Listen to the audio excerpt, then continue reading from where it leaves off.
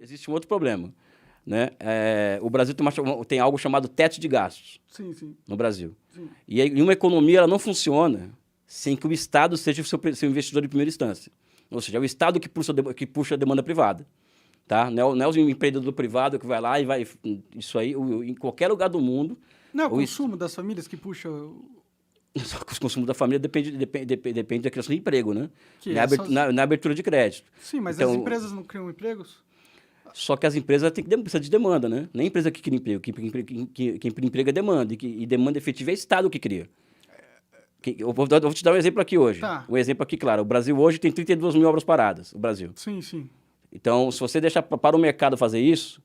O mercado não está afim de fazer 32. O setor privado, por exemplo, ele não está afim de pegar ela tocar essas 32 mil horas paradas. Porque não é lucrativo, né? Não é lucrativo. É. Então, quem vai fazer? Isso é o Estado. Ah, sim, eu acho que tem coisa que o Estado Só que o Estado ele não pode fazer nada porque não tem o teto de gastos. Ou seja, a política fiscal, ou seja, um instrumento criado para poder enfrentar crises cíclicas ou para poder, por exemplo, ou para transformar... vamos dizer assim, construir riqueza futura, né? Ou seja, no Brasil foi criminalizado. Qualquer país do mundo usa isso absurdamente. Qualquer país do mundo se endivida absurdamente. Não, o teto de gasto só existe no Brasil. Eu não sei. Só existe no Brasil. Só existe no Brasil. Só existe no Brasil. Mas eles fizeram isso porque eles estavam com medo da dívida pública explodir, né? Isso é papo furado, pô. Isso aí fizeram isso para garantir que a renda para garantir a fatia do orçamento dos banqueiros. Tanto é que o teto de gasto não pega gasto financeiro. Teto de gasto é para gasto em saúde, educação, ciência e tecnologia. Sim, é investimento. É, investimento. Sim. Só que gasto financeiro não entrou nisso. É, porque a gente tem que pagar a dívida, né? Porque... Não tem que pagar a dívida.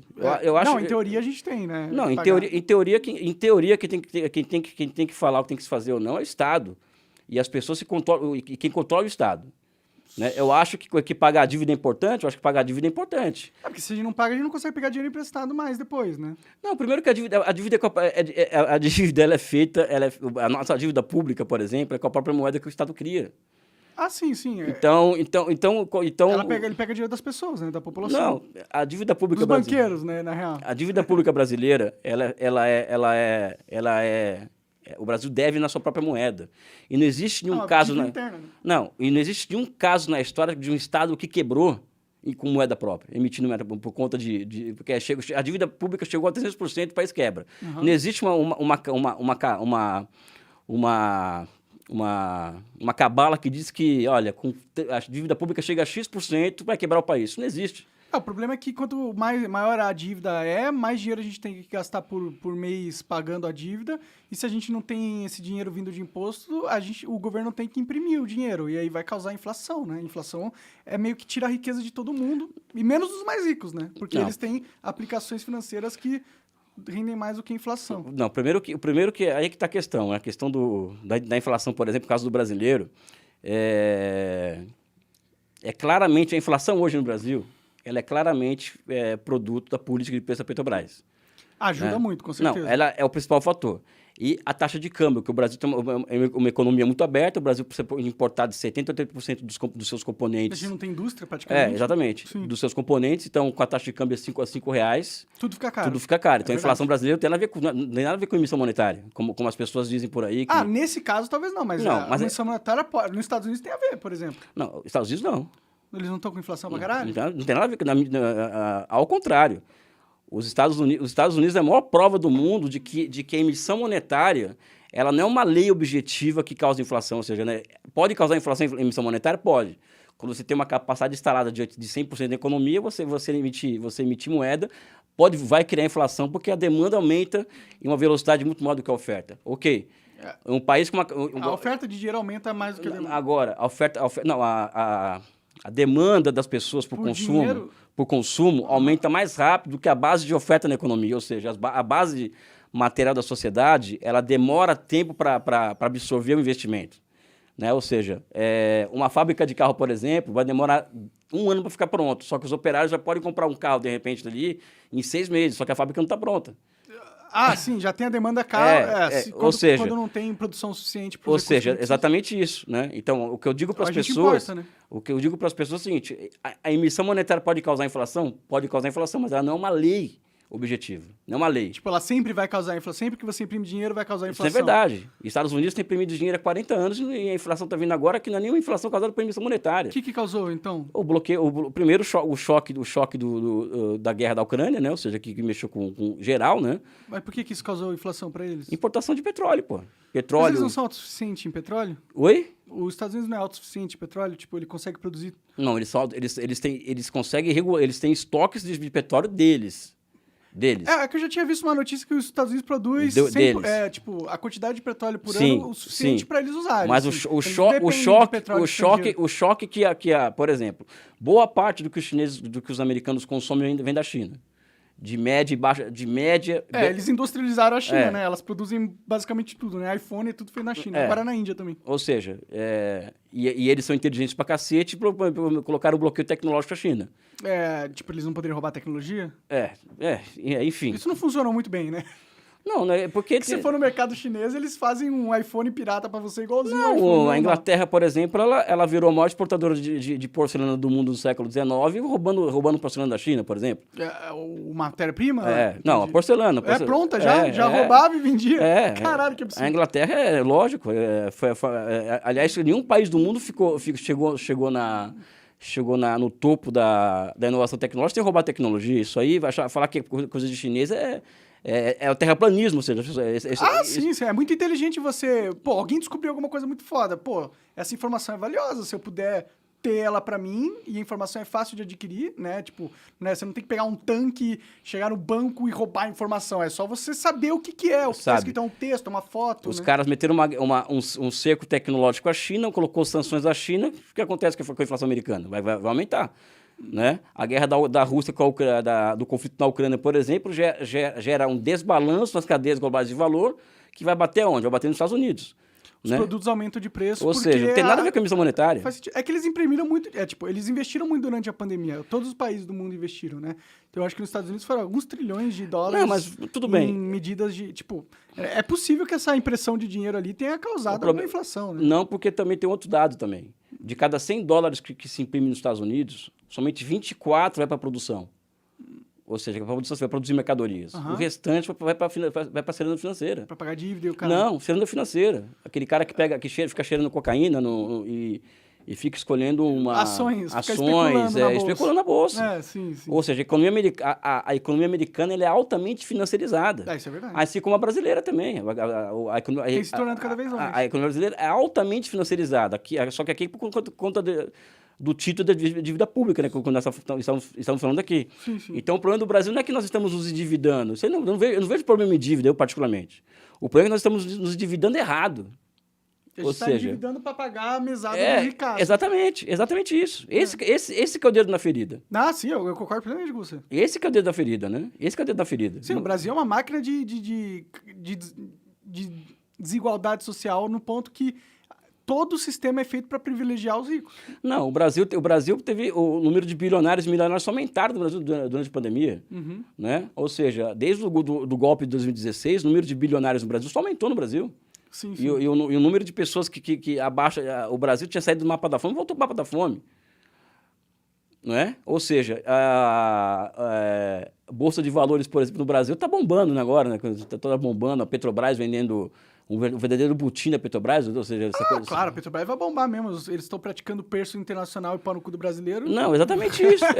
Exatamente isso. Ou seja, como que, aí voltamos ao ponto da conversa inicial. Como que eu posso naturalizar, eu sabendo como funcionam as coisas no mundo, sabe?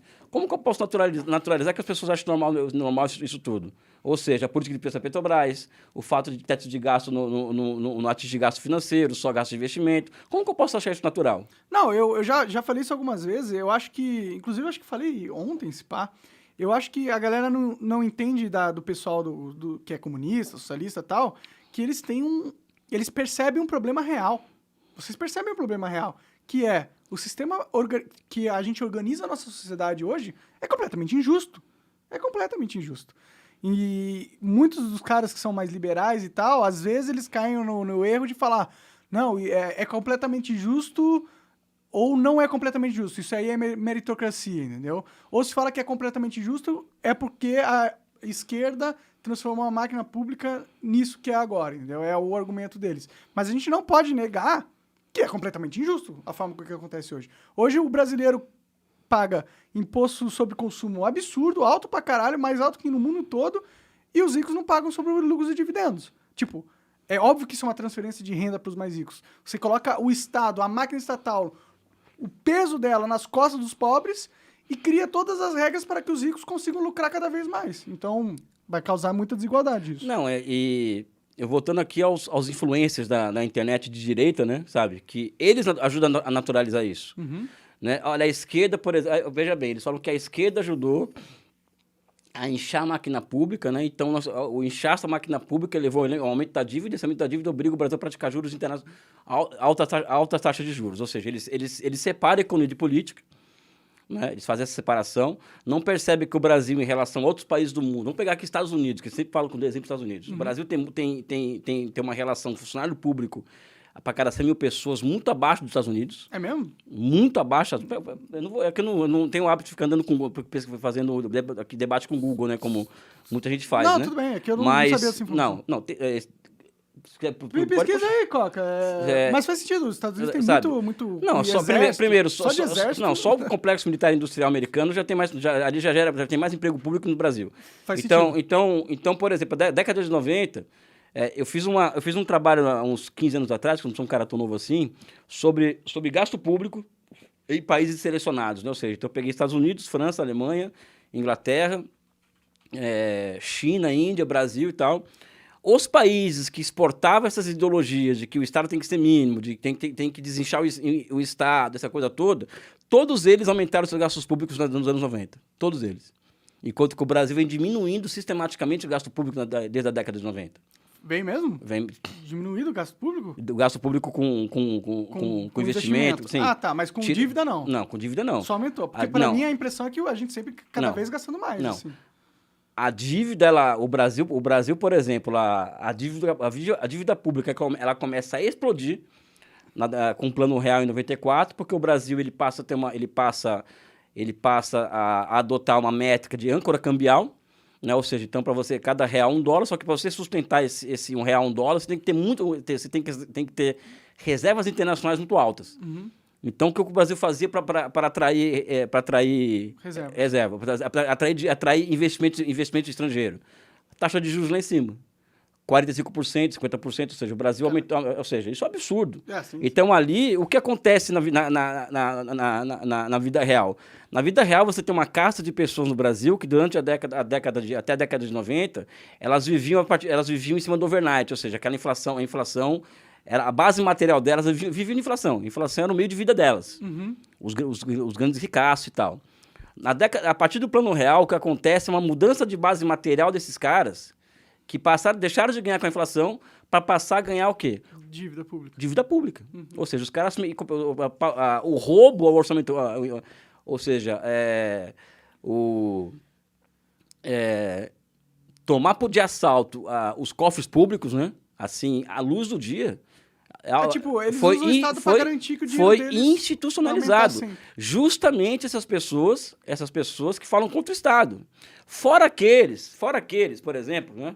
Tipo o dono da Riachuelo, por exemplo, que é o ídolo desses ANCAPs por aí. O dono da Riachuelo, velho da Ravan, ou seja, todos esses aí que são contra o Estado. Velho da Ravan é mais bolsonarista, né? Não, velho da Ravan, aquele Salim Matar, ou seja, pega esses caras, faz uma pesquisa, pega esse pessoal, esses empresários que falam mal do Estado, e que bancam encontros, que vai chamar os economistas da internet aí, os influencers para falar contra o Estado. Vai pegar esses caras, por exemplo, e vai ver quantos já pegaram nos últimos 10 anos no BNDES. E não pagam boa parte deles.